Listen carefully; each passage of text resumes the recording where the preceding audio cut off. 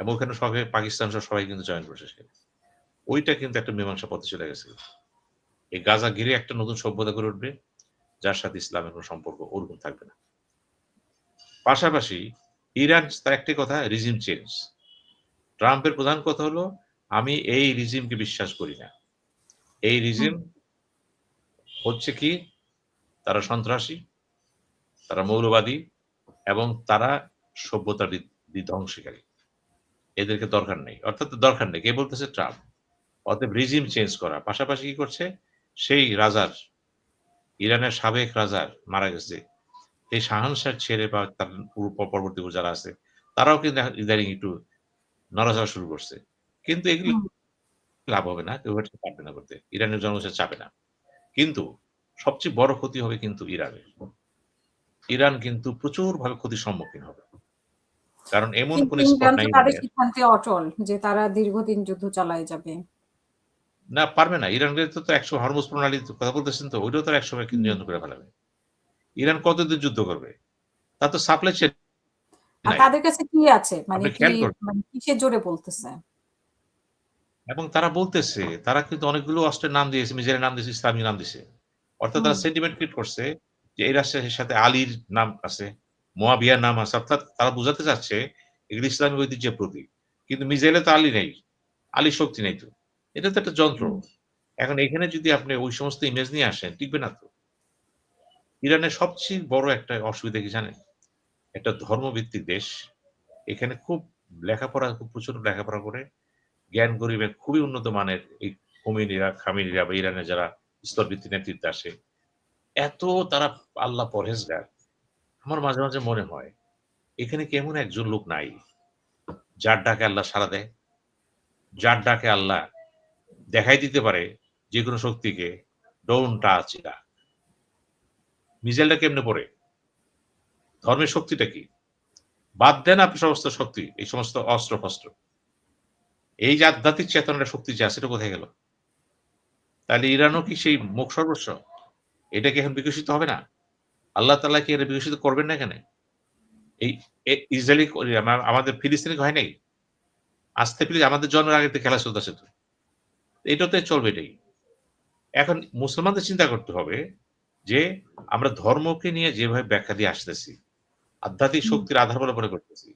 আধ্যাত্মিক শক্তির আধার পবিত্র কোরআন শরীফে কিন্তু অনেক কথাই আছে। কোরআন শরীফ হুম, আমাদের গীতা ধরেন, বাইবেল ধরেন, মহাভারত ধরেন, আপনার ওই যে জাইন ধর্ম ধরেন, তাওরাত ধরেন। সব ধর্মেই কিছু আধ্যাত্মিক কথা আছে। কিছু আধ্যাত্মিক আপনি যেটা বলেন আপনার কিছু ব্যাপার-স্যাপার আছে যেটাকে আমরা বলি মুজেজা। এই হুম, মুজেজাগুলো আল্লাহ দেখান। কেন দেখান? নবী রাসূলদের দেখাইছেন। মুজেজা এই আমলে হবে না। কিন্তু প্রশ্ন হচ্ছে কখনো, কখনো, কখনো, কখনো ইসলামিক দর্শনে আল্লাহ তাআলাও তো দেখান এগুলি এবং সেই পর্যায়ে লোক হতে হবে তো। আল্লাহর মনোনীত কে থাকে? নবী রাসূলরা। আর তো কেউ মনোনীত না সেভাবে। ওদের সিল মারা থাকে। একদম সিল্ড। এখন পরবর্তী যারা দাবি করতেছে যে আমরা তার উত্তরাধিকার, খেয়াল করবেন ইরাক হুম, যেমন ইরাক বলতো হযরত আলীর বংশধর। আমি যখন বাগদাদ গেলাম দেখলাম লেখা আছে আলীর ৩৯ তম বংশধর, ৩৯ তম বংশধর। তাতে হুম, কি হইছে? আপনি আলীর বংশধর, তা আমি তো হযরত আদমের বংশধর। সবই তো আদম থেকে এসেছে। আমাকে জিজ্ঞেস করে কেউ জিজ্ঞেস করে যদি কেউ আপনার পরিচয়টা কি? ফ্যামিলি কি? এক কথায় বলে দিই আদম আর হাওয়া। আসো চুপ করে থাকে সব। আমাদের অর্জিন তো শিখিনি। হুম, এখন কোন রক্ত প্রবাহিত হইতেছে, কি হইতেছে এগুলো দিয়ে লাভ নাই কিন্তু। কে পীর, কে দরবেশ। আমার কাছে এই জায়গাটা মনে কি জানেন? এই ফাঁকা মনে হয়। বাংলাদেশেও মনে হয়, বহির্বিশ্ব মনে হয়, কেননা মনে হয়। আমি উদাহরণ দিয়ে আপনাকে বলি একটু রেফারেন্স দিয়ে বলতেছি এখানে। এরশাদের সময় 1998 এ বাংলাদেশে বন্যা হলো। বন্যা হলো, আমি তখন আমেরিকা আটকা পড়ে গেলাম। বেশ কিছুদিন ছিলাম সেখানে। বন্যা হইতেছে এখানে। তো এখানে কি করল, এরশাদ সাহেব খুব ধুরন্ধর ছিল তো। সে সমস্ত পীর ফকিরদের কাছে, নামকরাদের কাছে সে একটা অনুরোধ জানালো। যে আপনারা তো এত বড়, বড় আলেম, ফকির সবকিছু পারেন, জিন ডাকতে পারেন, এটা করেন, সেটা পারেন। মানুষকে বলেন সব ঠিক করে দেন। একটা কাজ হুম, করেন।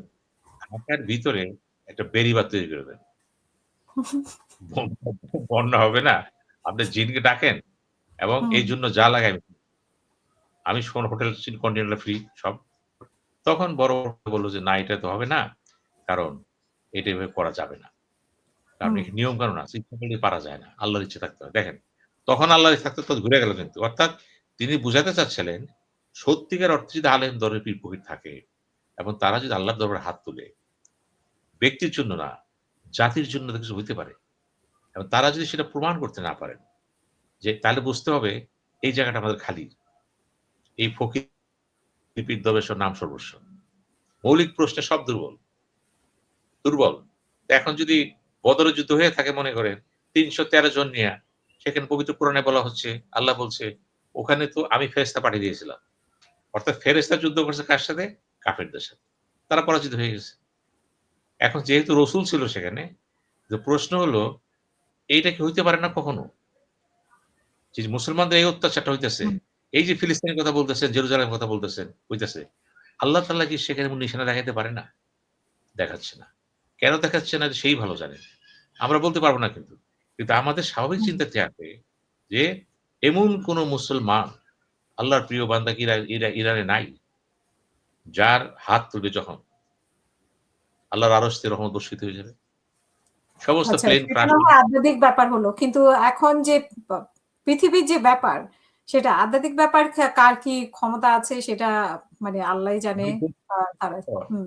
এইজন্য এখন বললাম, হুম, আধ্যাত্মিক কথা দিয়ে কিন্তু ইরান আগাইতেছে। আধ্যাত্মিক কথা দিয়ে সে বিভিন্ন অস্ত্রের নাম লেখছে। আধ্যাত্মিক কথা দিয়ে সে পৃথিবীতে তারা প্রচার করতেছে। কিন্তু বাস্তবে যখন আধ্যাত্মিকতার প্রয়োজন পড়ে গেল, তখন আল্লাহর দরবার থেকে বরাদ্দটা কি আসলো? কেন পরপর সেই খামেনি মারা গেল কেন? কেন উম খোমেনি টিকে রাখতে পারল না সাম্রাজ্যটাকে? কেন আজকে জেনারেল মারা যাচ্ছে, সেনাপতি মারা যাচ্ছে? এরা তো এসেনশিয়াল। এরা যদি মারা যায় এবং এই যে গোয়েন্দা তৎপরতা বলতেছেন, সিআইএ, মোসাদ খুব ট্যাক্টফুল। দেশের ভিতরে লোক আছে তাদের কিন্তু। তারা সাকসেসফুল। তো এখন হুম, প্রশ্ন হলো কেন এর হচ্ছে? ইরানের যারা আলেম ওলেমা আছে, তাদের চেয়ে বড় আমি বলি তাদের চেয়ে বড় গোয়েন্দা কে আছে? আধ্যাত্মিক শক্তি দেখেন না? আমি কথাগুলো খুব কড়াভাবে বলতেছি কিন্তু। আমি দুঃখিত হয়ে বলতেছি কিন্তু। এই দেশে যখন অন্য শক্তি অ্যাটাক করবে, রক্ষাটা কি আছে? কিচ্ছু হয় না কিন্তু। ওই যে শুয়ে আছেন সেখানে ইরাকে, হযরত বড় বিশ্বাস চিন্তা করবেন। ইরানে তো অনেক বুজুর্গ শুয়ে আছে। তো হয়তো হচ্ছে তো। এইগুলি বলে লাভ নেই। আপনাকে ফাইট করতে হবে ফ্রন্ট টু ফ্রন্ট, বাস্তু টু বাস্তু। হযরত আলী যখন বলেন, শের-ই খুদা, শের-এ খোদা মানে কি? যুদ্ধ করছেন, রসুলের তরবারিতে যুদ্ধ করছেন।